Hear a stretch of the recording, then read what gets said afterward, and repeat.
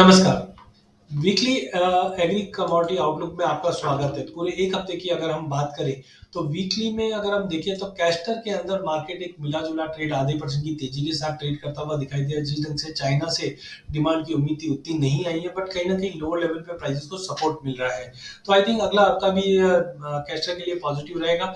फरवरी के अंदर कैस्टर की मीट है, जहाँ से हमें क्लैरिटी मिलेगी कि प्रोडक्शन साइकिल कैसे रहेगी इस बार और डिमांड कैसी रहेगी। बट तब तक हमें लगता है मार्केट 5700 से लेके 6000 के बीच में ट्रेड करता हुआ दिखाई देगा।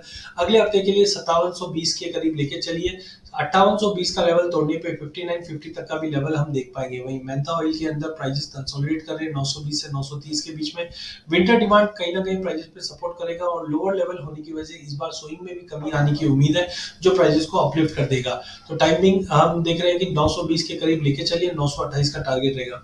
कॉटन कॉम्प्लेक्स में दिसंबर में हमने काफी हैवी अराइवल देखा, जिसकी वजह से प्राइसेस काफी फ्लैट रहा है। पिछले 1 महीने में कॉटन काफी फ्लैट रहा है, जबकि कॉटन सीड ऑयल केक में हमने 2.5% की गिरावट बनते हुए देखी है। तो अगले 1 हफ्ते के लिए हमें लगता है कि कॉटन इंटरनेशनल में भी 81 सेंट के करीब पहुंच चुका है, जो प्राइसेस को सपोर्ट देता हुआ दिखाई देगा। तो अगले हफ्ते के लिए 57,000 के टारगेट के लिए कॉटन को लेके चलिए। कॉटन सीड ऑयल केक के अंदर फरवरी वायदे को लेके चलिए, जो हमें लगता है 2850 तक का लेवल दिखा सकता है, जिस ढंग से स्लोली एंड स्टेडीली डिमांड में इंप्रूवमेंट रहेगा, जो प्राइसेस को अपलिफ्ट कर देगा।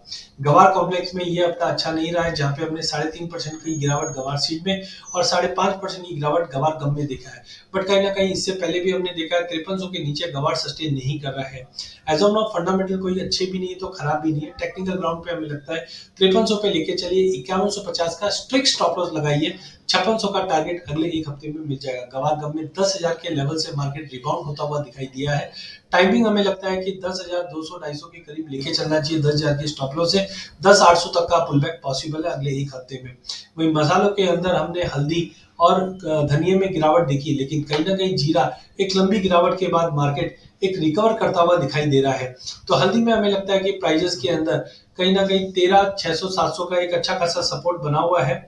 एज ऑफ नाउ हमें लगता है कि वहां से बाइंग कर सकते हैं, लेकिन 14,200 का लेवल ब्रीच करने पे हम देख पाएंगे प्राइजेस में एक रैली अप बनेगा, जो 14,500 का लेवल भी दिखाएगा। लॉन्ग टर्म बायर्स हम लेके चल सकते हैं। शॉर्ट टर्म में मार्केट में वॉलिटिलिटी बनी रहेगी। वहीं जीरे के अंदर शॉर्ट कवरिंग पॉसिबल है, क्योंकि रमजान की डिमांड अब प्राइजेस को सपोर्ट कर सकती है, बट वॉलिटिलिटी हाई होने की वजह से संभल के ट्रेड कीजिए। हायर साइड पे वापस 32,000 का लेवल देख पाएंगे, जबकि कॉरिडोर में 50% स्विंग में कमी है, जो प्राइजेस को अपलिफ्ट करता हुआ दिखाई देगा।